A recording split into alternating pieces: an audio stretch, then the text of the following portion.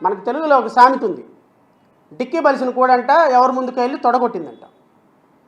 1924 ఎక్కడ తొడగొట్టావు నాయన రఘురామకృష్ణంరాజు? 1924 పులుసు కారిపోయింది నీకు. ఎక్కడి నుండి? ఢిల్లీలో కూర్చొని ఆంధ్రప్రదేశ్ బార్డర్లో అడుగు పెట్టడానికి గజ గజ గజ గజ గజ వణికిపోయినటువంటి డిక్కీ బలిసిన కోడిలాగా ఈరోజు తొడగొడుతున్నావే. ఈరోజు తొడగొడుతున్నావు మొన్న టీవీలో కూర్చొని.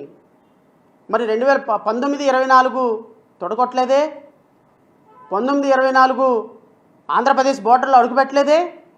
1924 ఈ కబుర్లు పులిహార కబుర్లు చెప్పలేదే? 1924 ఎక్కడున్నారు? 1924 మీ రోషం ఏమైపోయింది? మీ రోషం ఏమైపోయింది 1924లో? ఆంధ్రప్రదేశ్ రాష్ట్రంలో బోర్డర్లో అడుగు పెట్టడానికి గజ గజ గజ ఎందుకు వణికిపోయినారు 1924? ఏంటి? కొడితే కొట్టించుకోవాలి, గిల్లితే గిల్లించుకోవాలా? గిల్లితే గిల్లించుకోవాలా? గిల్లితే గిల్లించుకోవాల్సిన అవసరం లేదు, తిరగబడతాను. ఈ తెగింపు, ఈ ధైర్యం 1924 ఏమైపోయింది?